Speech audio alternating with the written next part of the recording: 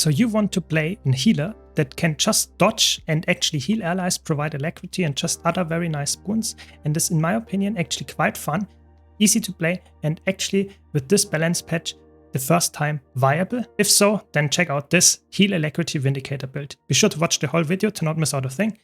As always, special thanks to all my supporters on YouTube, Twitch and Patreon that help me keep the lights on. Now, without much further ado, let's jump straight in. So let's start with the gear. This is a Heal Alacrity Vindicator. You can use the same gear as for any other healer on Revenant. So you would go for full Harrier, for example, with Superior Rune of the Monk. But you could also go for full Giver if you want to tank. You can even go for full Minstrel if you wanted to. The most important part here is to get 100% boon duration with food and the highest amount of healing power possible. If you want to go for more toughness and vitality, if you want to be the tank and stuff, take the more Giver's gear, more Minstrel gear. But the most important part is that you take the Superior Rune of the Monk. If you want to go with infusions, I would go with healing power infusions. For your weapons, you want to be Scepter Shield, like for 99.9% of the cases. Only in CC heavy fights, you take Staff in the second weapon set and swap to it. The stats would be the same, like I mentioned, Harrier or Giver or Minstrel. You would go with Superior Sigil of Polarization on the Staff and Transference for more healing output. On your main set, so the Scepter Shield, you would take Concentration and Transference. Only then you reach the 100% boon duration. For your Relic, you want to go with Relic of Febbe to upkeep Swiftness permanently. That's really good. And also cleanse some nice conditions. For trinkets, it's the same as with the armor. You want to go with the Harrier, Giver or Minstrel, whatever you want. Just go for full boon duration, that's the important part. Regarding food and utility consumables, you would go with Bowl of Fruit Salad with Mint Garnish, just for the outgoing healing modifier, more healing and concentration. Just really, really nice. And if you can't afford the Zenith version, you will lose out on some concentration, but you still get the healing output with the delicious rice balls. For utility consumables, there's only one optimal choice. Bountiful maintenance oils are by far the best option. Yes, they might be a little bit expensive, but they are so good in terms of value, so be sure to get them if you really need a lot of healing. Before I go to the trades, I want to remind you, if you liked the video, be sure to leave a like and subscribe for more content like this. That would help out my channel quite a bit. But now, let's take a look at the trades. So for the trades, you go with Salvation, Invocation and Vindicator. Salvation is the biggest healing increase that you can get on Revenant. So you get some passive heal at the end of a dodge roll, which is really good because you dodge a lot with Vindicator. Then you get more healing power and more concentration, really nice. And then your Centaur skills are increased the effectiveness and you get, that's just really nice. And then you have the first decision to make. You go for Invoking Harmony most of the time because it increases the healing to others for like quite a bit. That's really nice. If you want to have more Condi cleanses, you would go with Eluding Nullification just for one more Condi cleanse at the end of a dodge roll. And if you take that trait, you typically would also take Fortified Blessing for some protection when you cleanse a Condi, because then you can upkeep protection very easily just by dodging on your allies. If you don't want or don't need Condi cleanses, you would go with Words of Sensor and you would get some passive healing whenever you CC typically. That's the most reliable thing that procs here. So for example, the Staff can be a really, really nice CC tool that procs this trait multiple times if it's actually hitting the boss in a big hitbox, for example. It's actually quite interesting. And then lastly, you take always Generous Abundance for just way more healing output on your Centaur skills. Then you take Invocation. Invocation is like not giving you that many values, but it's the most value that you can get. Just some Fury for yourself, just some more damage, that's not important, and more energy when you stun break, also not that important. The first three traits are very selfish, take whatever you want, they are not supporting your allies anyway. Then you take Spirit Boon. That's the first one that actually provides something to your allies. So you get some Vigor or some Regen, depending on the legend that you swap to. Really nice. And then you take that for Charged Mist. That's really the big thing why you take it here, because you get more energy.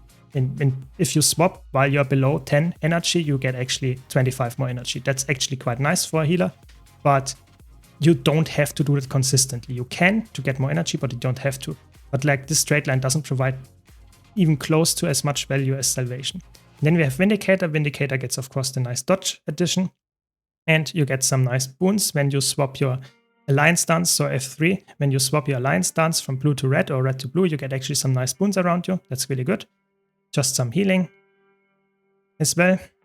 And then Energy Melt, so the F2 skill, will now grant more endurance. And the endurance is also for your allies and it also grants Vigor. It's a very long-lasting vigor, so you can upkeep permanent vigor just by using this. And of course, the endurance is really nice because you can dodge, and you use this, and you get the endurance back and can dodge again. And you already see, I take the trade, of course, to give barrier, healing, and alacrity on this dodge. It's really overloaded. It gives you a lot of healing power increase after that as well, healing outgoing healing modifiers. So it's really, really strong, really overloaded now. And it provides so much value, that's why you want to dodge so many times as well. So I already talked about the skills a bit. Of course, the F2 skill is really strong for vigor and the endurance, also for your allies. Then you always want to spam the alliance tactic so that you can get the boons all the time. You would typically want to be in blue form way more often because the blue things actually help your allies, whereas the red form typically doesn't help allies. It's just the CC skill here that you typically want, or even the mobility, but that's it. The healing here is for allies as well. Then you have some boons that you can provide to your allies, resistance and transmutation. That's okay. But typically you want to take that for the Condi cleanse here, or for the stun break and the protection uptime for your allies. So this and this skill you want to use quite consistently. And you can also take the Urn of St. Victor as a very nice healing skill, but be aware, this is very punishable because it also damages you and you can't heal yourself while you are up in this form. So you can take that, but I would not recommend you to go way too low for 25% health or something. Don't do that. For your Centaur stance, whenever you swap in it, you get the next skill empowered. That means that you can use all your utility skills other than the healing skill, and it will be stronger. So the natural hammer skill is just some healing and gives some endurance and more healing when you use it while empowered. Then the Protective Solace is a nice bubble that also grants protection when you activate it. That's what you would typically do in your rotation, but we will get to rotation in a second.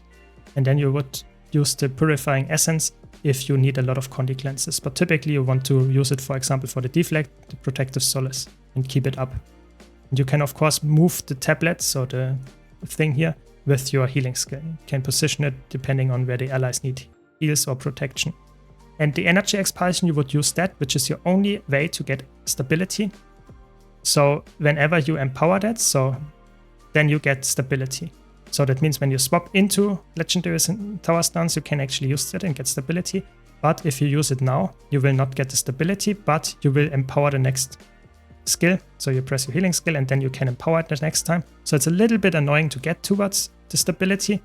Only after swapping or only after using it twice it's possible to get the stability, but it's still worthwhile doing that, especially in encounters where you need stability, of course. Keep in mind, if you need a lot of stability, you would swap the Legendary Centaur stance for Dwarf stance, so you get actually a lot of stability output, but that will drastically decrease your deflect uptime, for example, but of course also just the raw amount of healing that you output. So you have to make some cuts there. It's not possible to have everything in one kit. For your staff, you would typically use either your heal on the Renewing Wave, the Condi Cleanse, or the Menda's Rebuke and the Auto Attack, or the block if you wanted to, but typically you use it mostly for the CC. Like I said, you will typically stay on your Scepter shields. Shield has some nice healing and some protection and H's on the 4 skill. The most important skill though is the 3 skill. You have to ally target it and it gives a lot of fury and might also around you. So that's really, really nice, but you have to ally target it. That's the important part. 2 skill you don't have to ally target, but it gives some nice barrier, and you should use the auto attack for even more might and barrier uptime. So that's it for the skills. Now let's take a look at the rotation. There is not a real rotation in that sense, but you should start with an opener to actually get all the upkeeps going.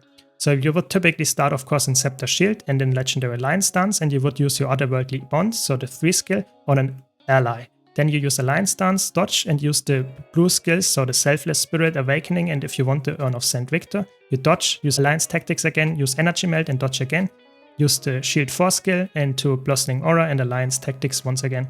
Then you would swap to Centaur stance and instantly use Protective Solace. And that's the opener, so to say. So you really want to spam your Alliance Tactics whenever you are in the Alliance stance. And after that, you just get a lot of passive heals from the Centaur stance and swap back if you need to get the boons back. And that's just the whole rotation, so to say.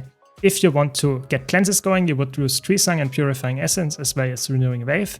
If you want to get barrier, of course, use the dodge, the Motivation Whirl, Blossoming Aura, or Otherworldly Bond. For healing, of course, use the dodge, Shield 4, Shield 5, and the blue skills on your utility Alliance stance. Of course, as well as the Legendary Centaur stance, they have a lot of healing baseline in there as well. And of course, you have a lot of regen uptime, so regen heals quite a bit as well. The most important part about the concept of the rotation is that you dodge very frequently and use the energy melt off cooldown for more endurance and vigor. And of course, you want to use your alliance tactics as much as possible, as I said. This is the whole thing about this build. I would say it's very fun. It's very easy to play, in my opinion. It might not be the absolute best healer in terms of flexibility, but I think it's quite well rounded. So I hope you enjoy this build as much as I do. If you do, be sure to leave a like and subscribe for more content like this. Thanks a lot for watching. Thanks as always to all my supporters on YouTube, Twitch and Patreon, and I hope to see you all in the next video.